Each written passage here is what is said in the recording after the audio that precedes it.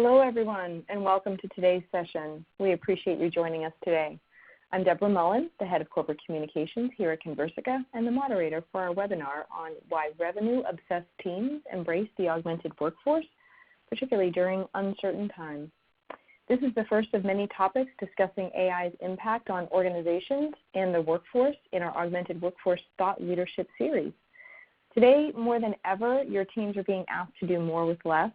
Jesse and Rashmi will discuss key trends driving change in demand marketing and how these trends enable an augmented workforce by leveraging intelligent virtual assistants to attract, acquire, and grow customers, especially during today's turbulent times. I'm very pleased to introduce our two speakers today. We have Jesse Johnson, Principal Analyst with SiriusDecisions, Forrester Research, a leading industry analyst firm that together have anchored their strategy, organization, and research around the age of the customer.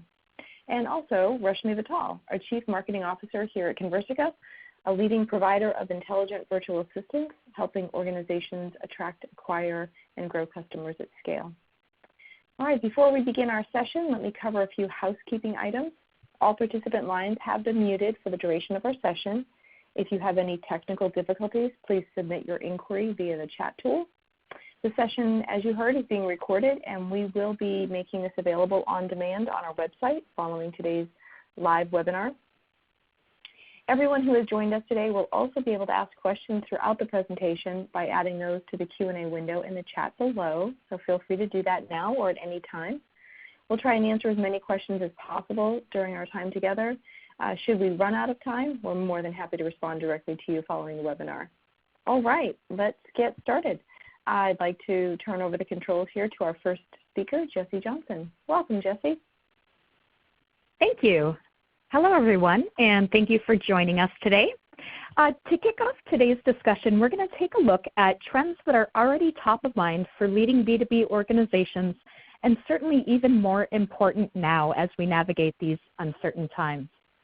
So in addition to high expectations for companies that they do business with, B2B buyers have varied characteristics and preferences, and as marketers, we really need better tools to segment our buyers and determine the optimal strategy to get them engaged. At the same time, buyers and customers require accountability and authenticity from sellers in the deployment and use of that technology and data. And this is really what fuels the revenue engine's ability to drive meaningful customer experiences through atomization and adaptability. So as marketers are rethinking data strategies, delivery mechanism usage, and the enabling technology infrastructure required to support all of their digital and non-digital buyer interactions, they're often choosing to replace standard tech platforms for driving buyer engagement with a more modular architecture that better addresses business needs. So connecting data sources, leveraging predictive and conversational capabilities, enabling marketers to respond to buyer needs at any stage in the decision-making process. And this is where artificial intelligence comes in. AI has organizations working smarter and faster than ever before as they enable their buyers. So as we think about what does the buyer look like in B2B, who is engaged in the process? Is the company a good fit? Is the individual a good fit? What are their roles and responsibilities in navigating that purchase decision process? How engaged are they and when? Is the solution a good fit for their pains? What else can we sell them, and what is the potential value of the account? So as we think about the dynamics of who's actually making that purchase within B2B organizations, we may see a response from an individual person, but as a key part of evaluating and managing this response, we need to understand how that response aligns to a demand. We know by their response that the person is interested in something, but what? And what role do they play in the decision process within the buying group? So that brings us to this great pivot that we have in demand marketing that's happening now and very much driven by the buyer and enabled by innovations in marketing technology. And this is all about a shift from selling at buyers to enabling buyers on their terms and in the context of their needs. So some opportunities here include changing focus from individual leads to buying groups, shifting from a tactic-based to a goal-based planning approach, and moving from linear nurture flows to more dynamic interactions. So today's intelligent automation technologies are removing blind spots for demand marketers and will require the marketer to pivot their approach from lead to buying group, from tactics to goals, from linear workflows to dynamic interactions, and from sourced to influence. And this next great pivot, enabled by tech such as AI, is forcing marketers to focus on how they can enable highly adaptive and personalized sequences of interactions for self-directed buyers and buying groups. By systematically connecting interactions to revenue engine outcomes, these technologies support self-directed buyers' journeys while driving greater predictability within the demand model. So today we'll focus on 3 key trends for marketing and sales: AI, atomization, and adaptability. Artificial intelligence makes it possible to know the buyer like never before and to answer critical questions about what attracts and engages that buyer. The atomization of the buying experience requires orchestration across delivery mechanisms, and the user expectations of a connected and relevant experience requires accountability regardless of delivery mechanism. And at the same time, tight integration with data and the analytics layer are crucial to success. So as buyers progress through a decision-making cycle, there's almost an equal mix of human and non-human interactions. While we often tend to think of these interactions as moving in a nice, logical, predictive process, the reality is that they don't. These interactions are often episodic. At any point in the process, buyers may be talking to a sales rep, going to your website, downloading a white paper, or even looking at third-party review sites.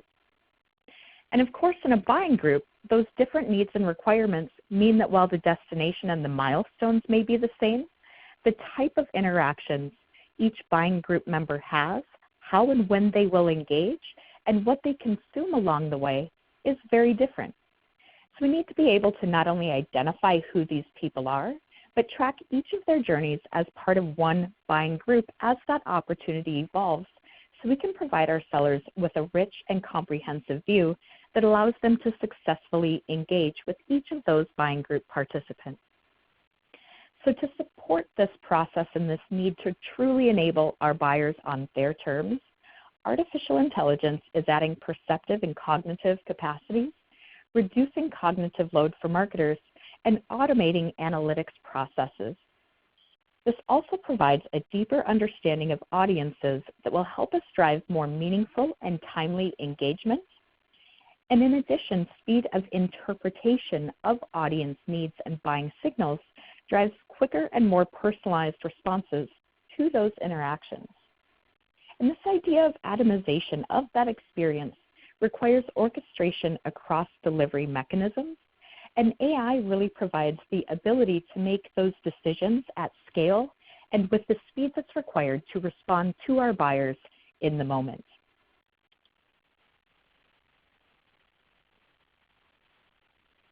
So if we think about the complex and consumerized B2B expectations, we need to account for account and persona insights that must be gathered at a more granular level, so thinking about things like business imperatives, goals, preferences, even personal values, and then to connect those insights across the buying group to continue to deliver meaningful and valuable experiences. So demand strategy and modeling must account for all atomized content and interactions that have to be supported to assist the buyer throughout the decision-making process, focusing more on total cost of influence. Personalization then incorporates human and non-human elements to drive more memorable and unique experiences. And sales and marketing at the same time must have a common view of that target audience with a mutual understanding of the buyers, their needs, and the most relevant solutions. So if we take a look at this trend toward adaptability, this is really what enables us to deliver a hyper-relevant experience for our buyers.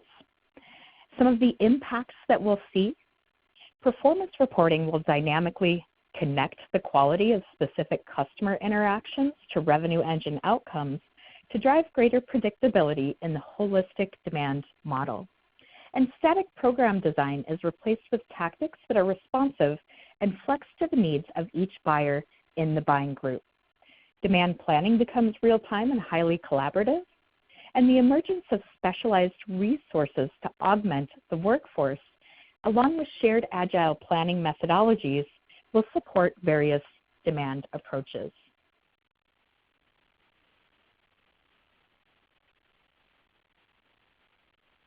So some major impacts that we'll see there is, again, shifting that focus to engagement strategies to become more buyer-driven. In the near term, it means developing deeper buyer insights, listening to buyer signals, and responding to those signals with hyper-personalized interactions while accurately modeling the marketing effort required to support both value and volume in go-to-market strategies. The rise of marketing technology initially focused on automating some of these key processes to empower marketers. And many organizations standardized on a core tech platform such as marketing automation platforms to develop their skills around, to improve their processes and analyze their performance. But with evolving buyer expectations and privacy regulations, integrated technologies are more focused on empowering buyers who expect increased privacy, relevance, and responsiveness from the organizations they interact with and do business with. So where does this bring us into the next 5 years? So in the longer term, as new technologies become established and take over the mechanics of collecting data, interpreting signals, and selecting the most appropriate response, demand marketers' roles will continue to evolve. We'll see these roles shift from program design and repetitive execution and operationalization to focus more on storytelling and the orchestration of buyer and buyer group enablement. To create economies of scale, organizations must define, pilot, and justify their delivery mechanism technology investments on the basis of that technology's promise to improve buyer engagement quality and reduce overall costs per qualified opportunity. And this approach requires evaluating technologies on the basis of their ability to engage a variety of buyer personas throughout the decision-making process, as well as supporting those interactions that must adapt to the audience need and context. So if we think about the implications that these trends have on the delivery layer of our tech stack, again, we will see artificial intelligence continue to drive decision-making within delivery mechanisms. And atomization itself will require a wide range of capabilities within the delivery layer. Rapid evolution of delivery mechanisms will require a high level of adaptability and agility within teams, while coordinating delivery according to the orchestration plan is the goal. So again, thinking about leading with the goal rather than the tactic level response. So as we think about how can these trends really help us to move forward and really support and enable that buying group, one of the key pieces that we need to do here is to start thinking beyond lead management and more in the context of demand management. So while we often use the term account in B2B, an account is often not the true target of that product that marketing and sales have in mind when they think about the buyer. So alignment happens when there's orientation around the B2B buying process, an agreement to collect, manage, and measure demand using the same construct. So looking at opportunities versus leads. And lead management then includes the steps to manage the internal processes that a lead goes through in an organization as we identify, capture, qualify, convert, hand off, and track and measure that lead. So a lot of tasks and processes related to that demand management piece. At the same time, as we think about the role of automation today, we're able to drive smarter automation within our programs and tactic mix by leveraging AI. So artificial intelligence supports a variety of critical use cases for the organization. Some are widely adopted if we think about prospect prioritization and sourcing, or even engagement and orchestration of content as evolving use cases. So essentially, AI-powered tools are helping organizations eliminate blind spots about their buyers, understand who's involved and who's important as part of a buying process, and then to really make sure that we're supporting our buyers and getting that next conversation to take place or getting that next meeting on the calendar. So for B2B marketers, AI is helping to see more connections, process more information, and simplify and automate decisions. And if we put that into a program context here, we're using AI to evaluate fit, understand, and ingest intent signals from buyers, and to process and evaluate first and third-party engagement. So if we think about this scenario, aligned with programs and related tactics to account tiers informs the strategy with which they will engage these buying groups. Are they high touch or are they low touch? So this is part of an effort to feed into always-on campaigns that are really designed to deliver the next best offers to individuals while considering the next best action and offer across the buying group. So all of these trends, as we think about our current state and how we're starting to respond, thinking about these 3 phases of response. So there's that initial response where we need to react, maybe remix and replan some of the things that we might have in the market. Then we lead into this second phase here where we're really starting to take a step back and replan. What does this mean for us and for our buyers for the rest of the year? And then we lead into, the rebound phase. So starting to reinvent the mix, reinvent the way that we're able to serve and support our buyers both now and in the future. So Rashmi, how are organizations starting to respond quickly, contextually, and at scale, given our current times? What are some of the trends that you're seeing?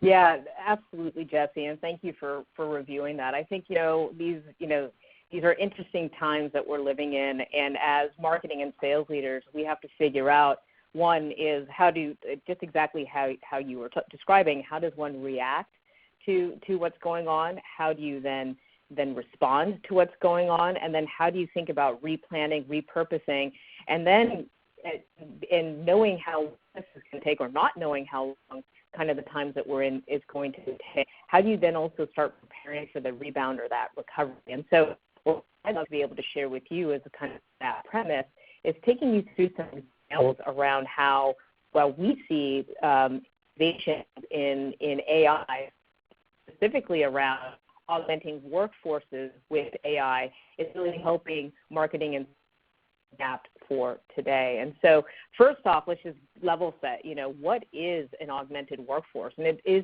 truly that ability where people, business professionals, whether that's marketing, sales, customer success, leaders can actually work together in harmony with intelligent virtual assistants to drive better business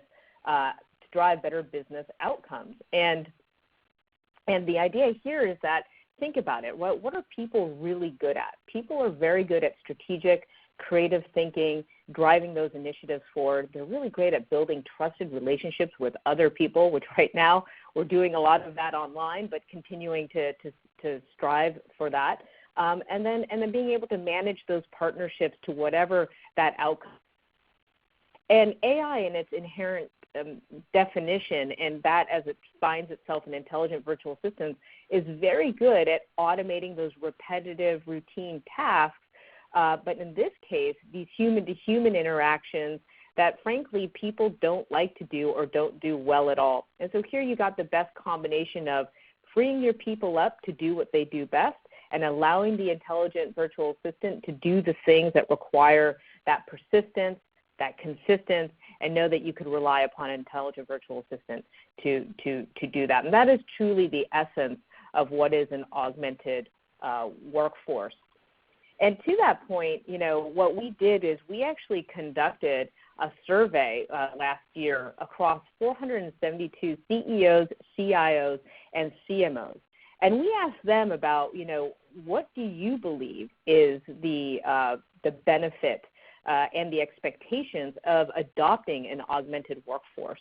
And what was really interesting thing here, the insights was a really good third-party validation and cross-reference for what we've been seeing with our own customers. And so just kind of some interesting points. One is 50% of these leaders surveyed believe that an augmented workforce can really help offload those routine and mundane but critical tasks that people don't like to do or don't do consistently well. And by its very nature, it can remove the capacity limits that an individual or team productivity may have. But the number one benefit or value that businesses want to see when implementing an augmented workforce is to drive that top-line growth. Now, this is interesting because most people associate AI and kind of the key landscape underneath that called intelligent automation, which intelligent virtual assistants fall under, is really about reducing costs and optimizing operational efficiencies.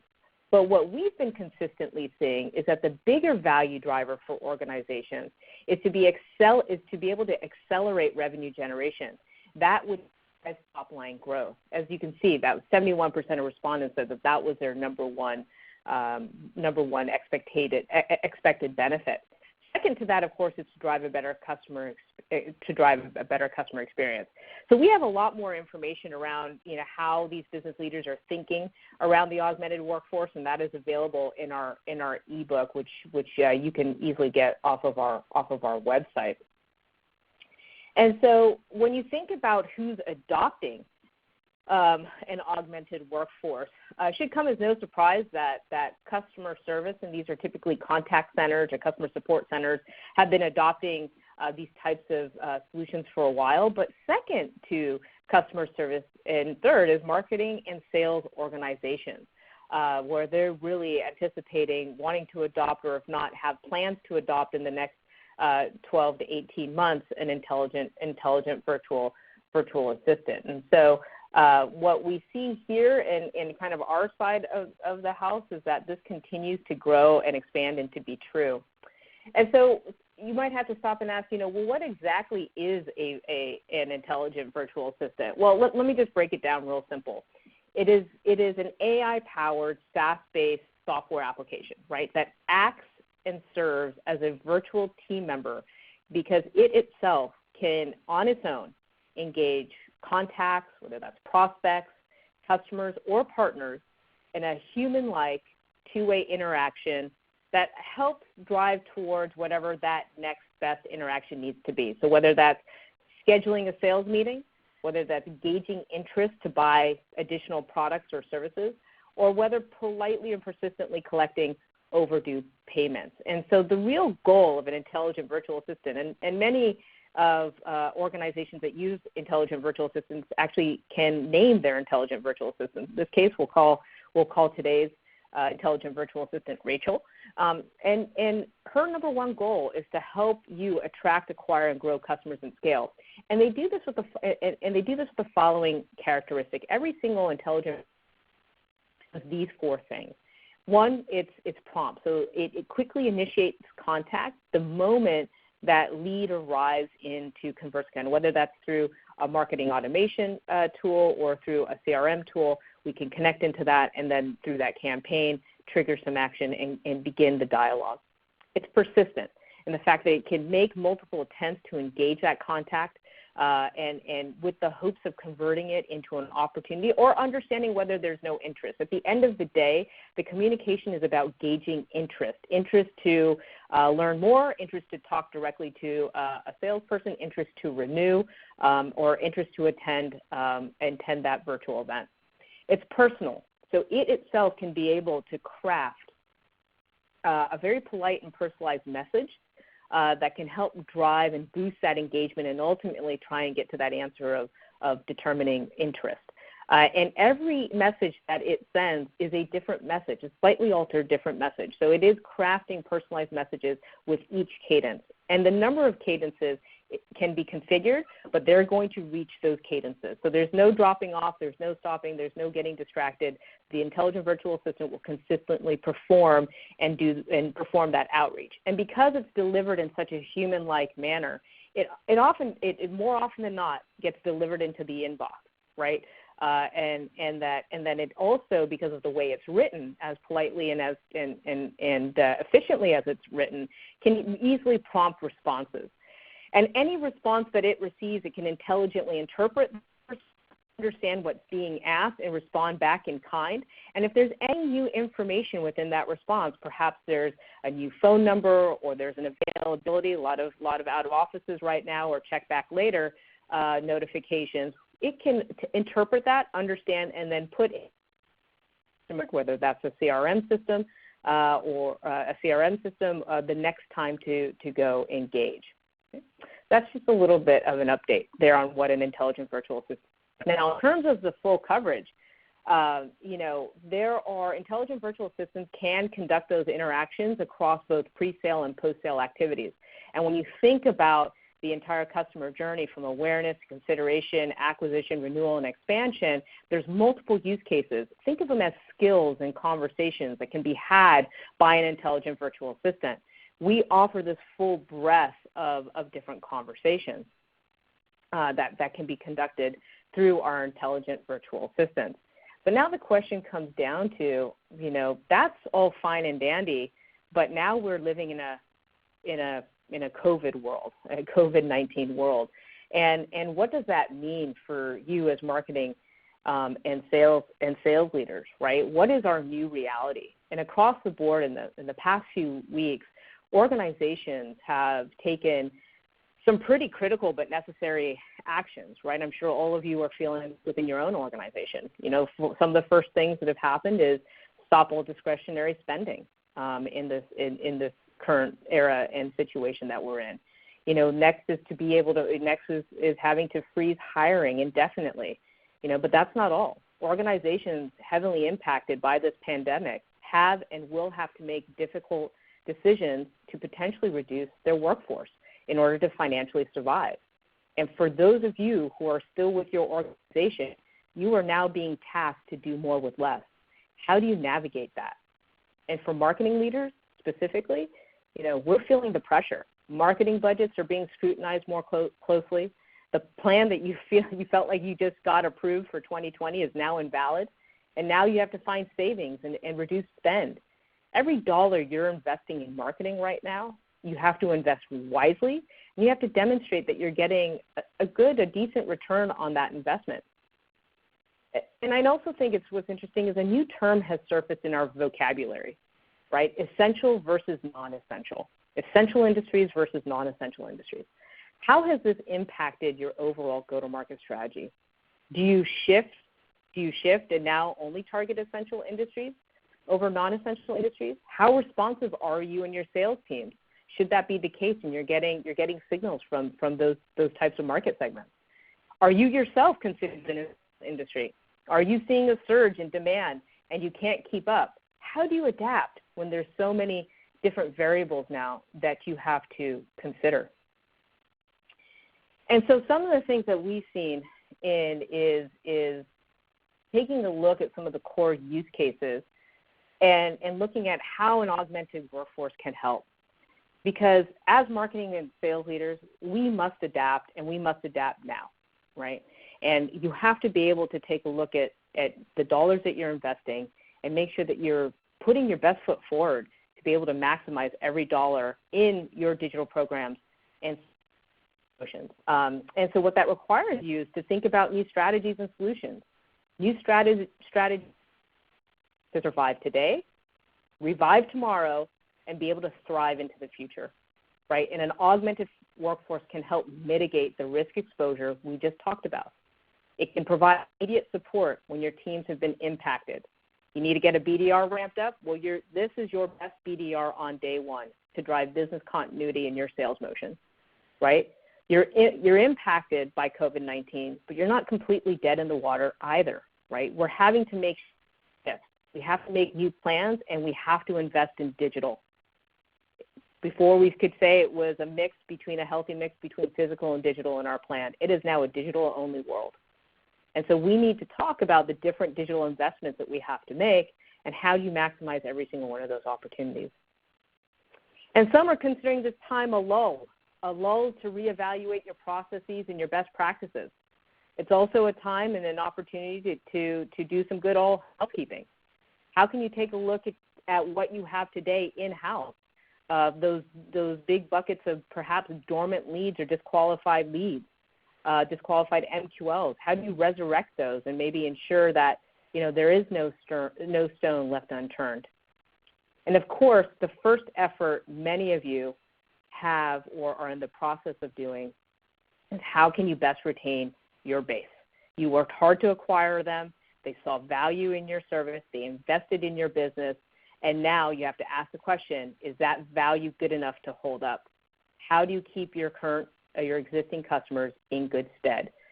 So I'm going to cover these topics in the next few slides and talk about how we've seen or how you can use an augmented workforce to help you as you're thinking through these things.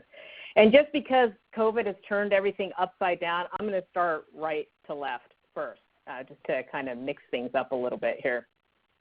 So how do you think about retaining your base, right? Well, one of the first things that an augmented workforce has done for organizations that are using intelligent virtual assistants, specifically those from Conversica, is to be able to respond very quickly to the pandemic and how it may affect their customers' organizations.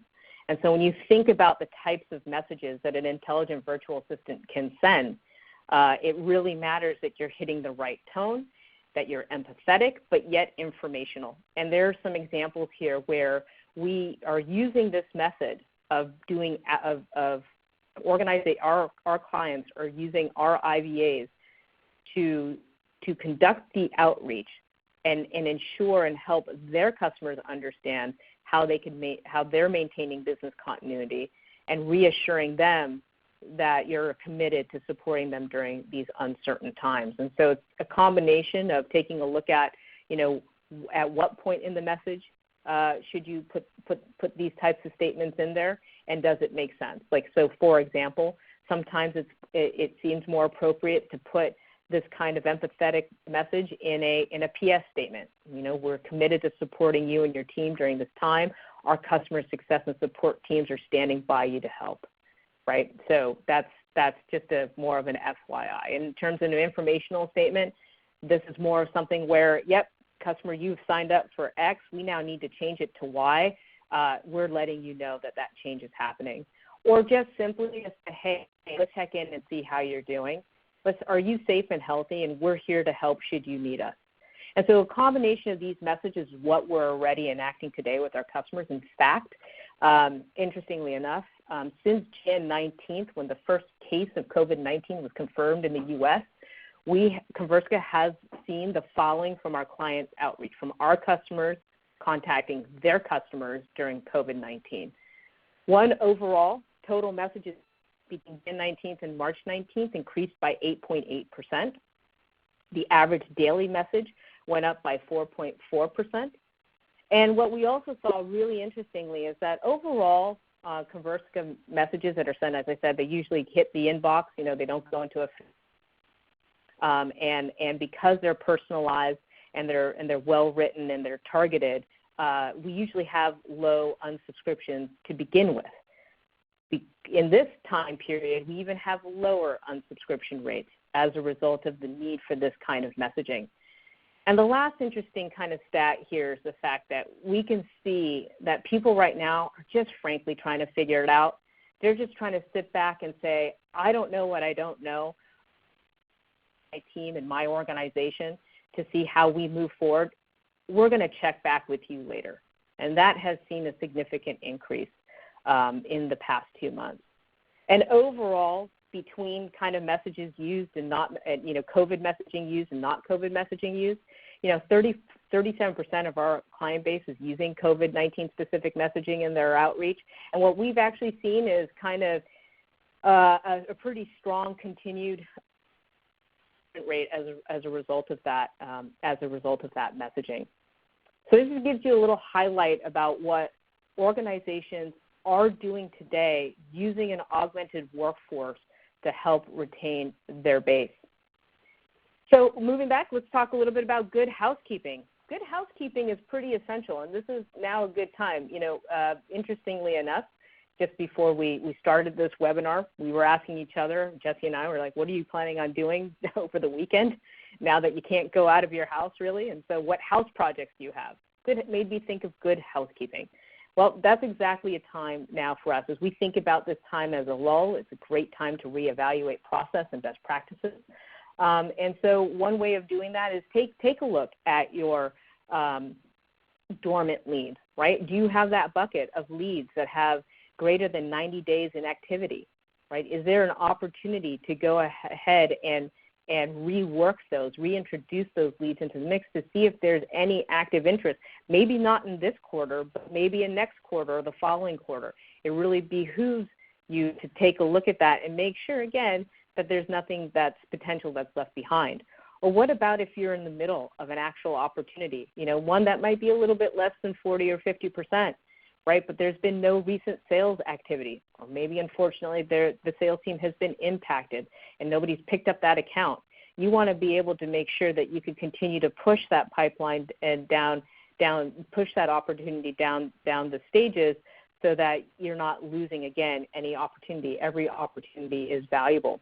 Just to give you a little bit of an idea, average engagement rates that an intelligent virtual assistant has around dormant activity can be anywhere from 8 to 15%.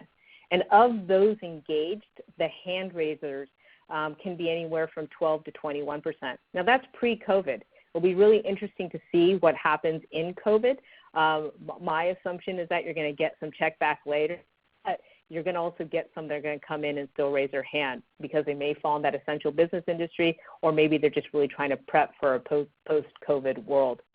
And then from a pipeline push perspective, just to give you some numbers so you can wrap your brain around it, it's really important to continue to work these, and that if for whatever reason there's some sales inactivity, maybe greater than a few days or a week, if you're able to use an intelligent virtual assistant to re-engage with these, to accelerate open opportunity, we see engagement rates anywhere from 33 to 39%. And of those engaged, we see hand raisers pop up between 27 and 28%. So this is something where you're seeing active engagement far greater than anything you're going to get from more of a mass nurture program. And this customer here, Talent, is a great customer. They're a cloud and big data integration software. They're a leader in this space. This is obviously a pre-COVID-19 case study, but just to give you the idea of the value that you can get out of your dormant leads. They had over 51,000 what they called C&D Marketo MQLs that had zero engagement based on their nurture program and zero outreach from their BDR team. And so obviously it was doing nothing for them. It was truly dormant. What they were able to do with using an intelligent virtual assistant and augmented workforce is reactivate 1,000 of those in year one. They saw an increase of engagement by 23%, a conversion rate of 10% from MQL to a qualified opportunity that generated $10 million in pipeline opportunities and then closed $1 million in bookings. This is pipeline contribution and revenue contribution and revenue generation that they never would have seen if they had not used an augmented workforce to work those opportunities. If we think about starting from the left, right, and digital investments, all of us right now are thinking about, okay, how do I rethink my plan? How do I restructure in such a way that I'm going to coming next? So really interesting here is the fact that right now the direct economic costs from canceled marketing and business activities has surpassed $1 billion, and it continues to climb. And you can see this data intelligence from Predict HQ. And that's the thing, because every organization, whether you're hosting an event or you're sponsoring events, from those in-person to now digital events. And you still want to be able to drive your target accounts and prospects to those events and make sure you are maximizing every dollar spent by following up in a timely manner. But the reality is most of your energy right now is scrambling, and you're trying to figure out how to convert your physical to virtual, or how to sponsor, or which virtual event to sponsor. And so you're complementing your social media, kind of a mass email promotion and digital advertising spend. If you can do that, when you're doing that, if you can actually complement that with a personalized, individualized, and persistent message from an intelligent virtual assistant, your response rate will go up anywhere from 7 to 20% on engagement, and then trying to get them to actually register. That next best action, right? You want to get them to register. Can be anywhere from 16 to 24% of those who've engaged. And post-event, it's really important to think about post-event. Did you know that only 69% of organizations have a formalized lead follow-up plan in place, right? And given where we're at, where we're having to move faster, do more with less, it's really easy to let the next shiny object take over your attention. So you can't forget to put forth a great post-event follow-up plan. You're investing the dollars. You want to see that investment come back. And an intelligent virtual assistant offload that work of follow-up onto an intelligent virtual assistant so that you can drive that post-event follow-up. And knowing that first touch, most critical touch, can happen as soon as within 10 minutes after those leads have been loaded up into your marketing automation tool or your CRM system.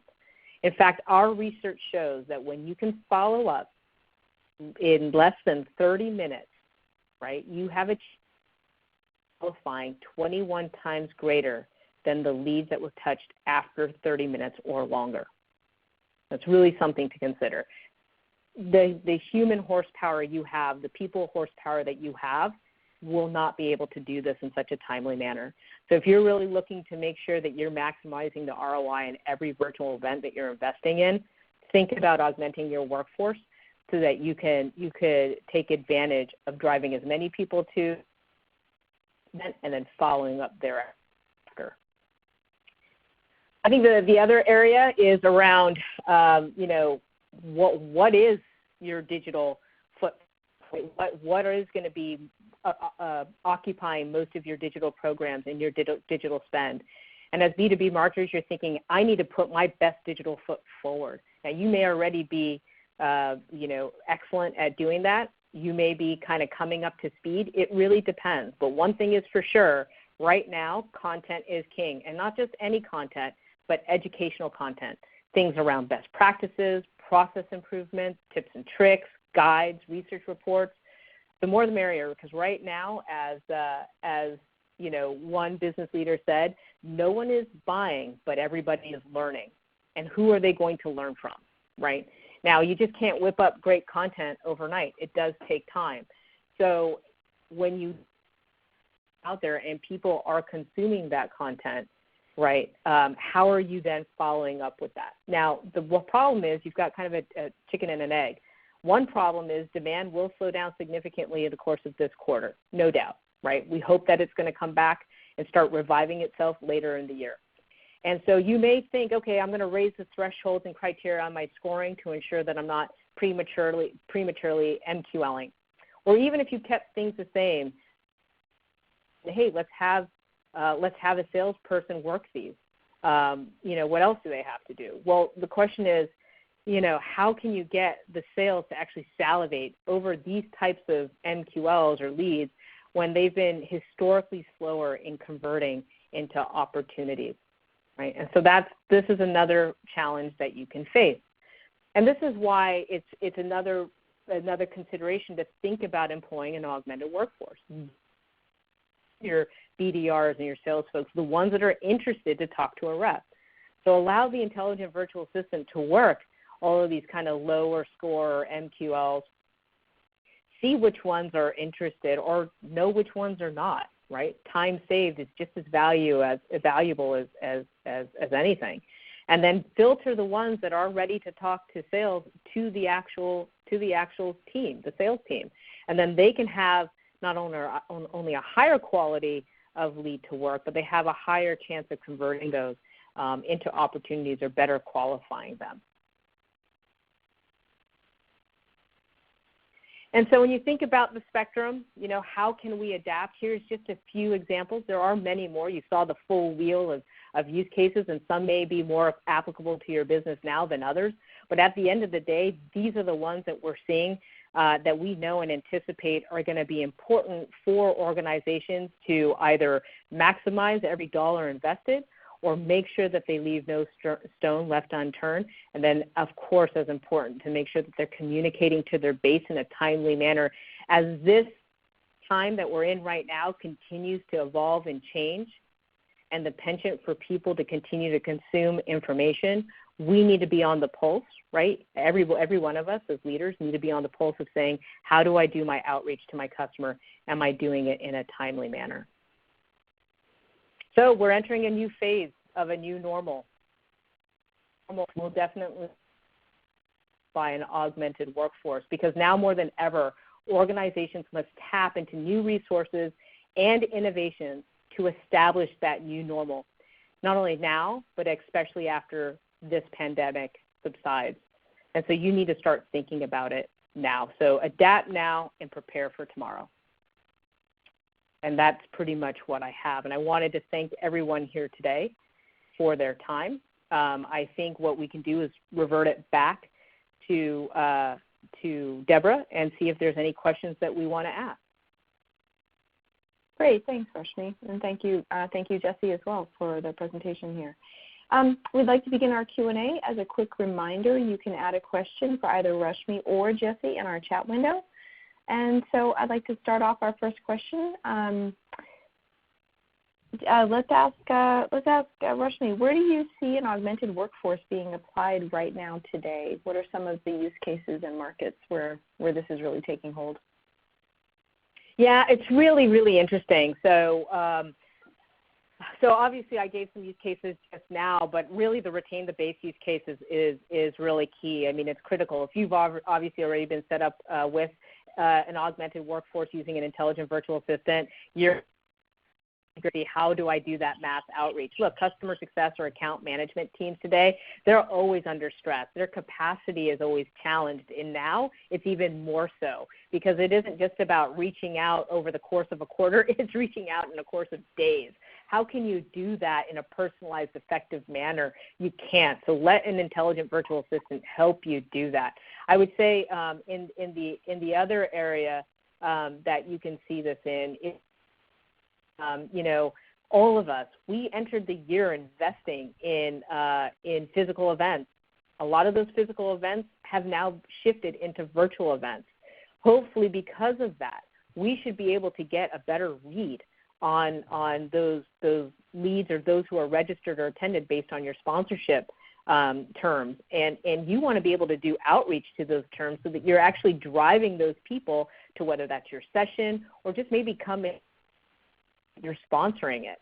And so I think that, with that shift, we need to think more proactively about how can we maximize every dollar there. And then once you have the event, are we doing the right post-event follow-up, right?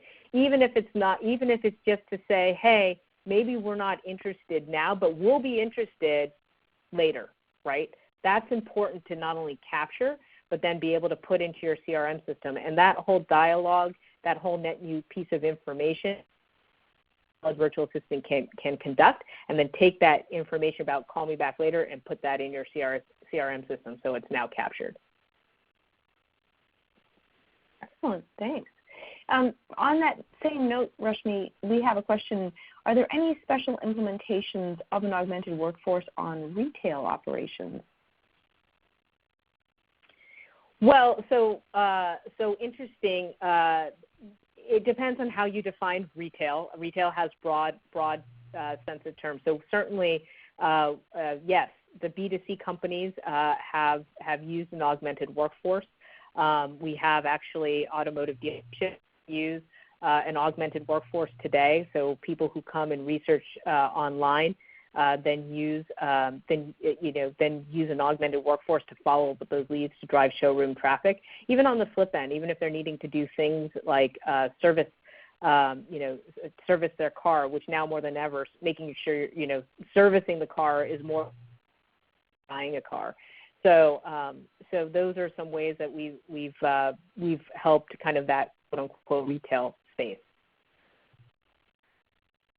Excellent. Our next question is for Jesse here. Jesse, what should marketers be doing now to prepare for the future?